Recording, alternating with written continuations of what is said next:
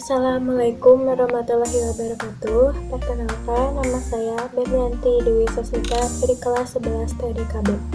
Di sini saya akan menjelaskan tentang propagasi gelombang.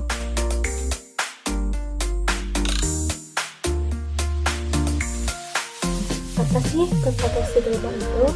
Nah, propagasi gelombang adalah perambatan gelombang pada media perambatan. Media perambatan atau biasa disebut juga sebagai saluran transmisi gelombang dapat berupa fisik, yaitu sepasang kawat konduktor, kabel koaksial, dan juga dapat berupa non-fisik, yaitu gelombang radio atau sinyal laser.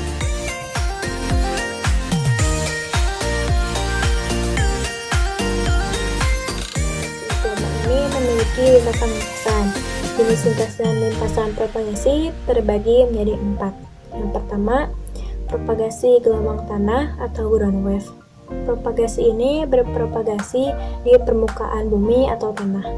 Nah, propagasi ini juga biasa disebut sebagai gelombang permukaan atau surface wave.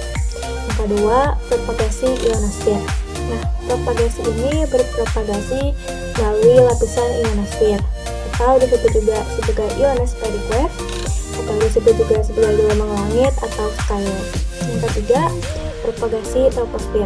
Nah, propagasi ini dianggap sebagai kasus dari propagasi ionosfer. Namun, gelombang ini ditujukan kepada lapisan troposfer, bukan kepada lapisan ionosfer. Yang keempat, propagasi line of sight atau bisa disingkat sebagai LOS. Nah, propagasi LOS ini biasa disebut juga sebagai gelombang langsung atau direct wave.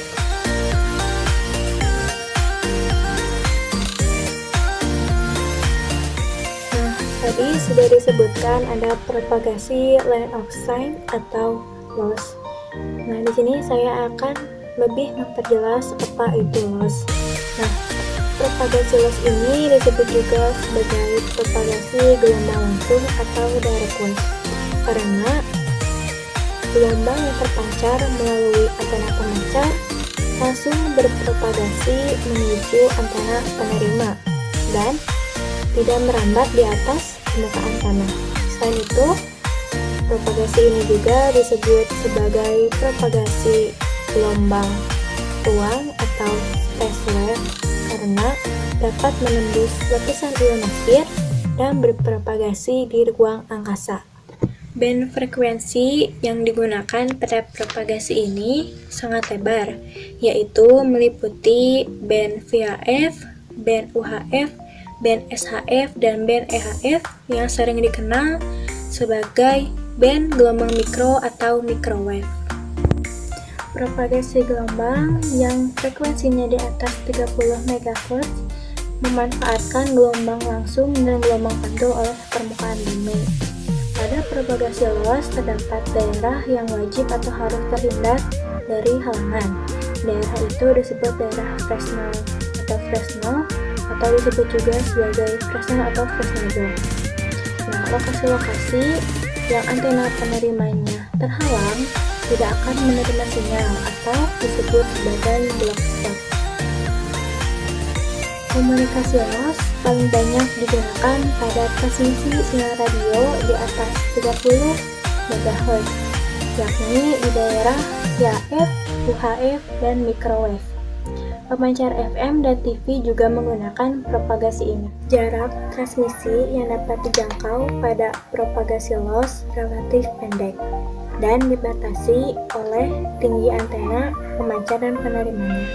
Ini merupakan menjadi salah satu faktor kelemahan dari propagasi LOS. Nah, oleh sebab itu, karena jarak jangkauannya yang relatif pendek dan dibatasi oleh tinggi antena, maka diperlukannya cara untuk mengatasi jarak jangkauan tersebut. Nah, untuk mengatasi jarak jangkauannya pendek, maka digunakan atau diperlukannya repeater yang terdiri dari receiver dengan sensitivitas tinggi, transmitter dengan daya tinggi, dan antena yang diletakkan di lokasi yang tinggi.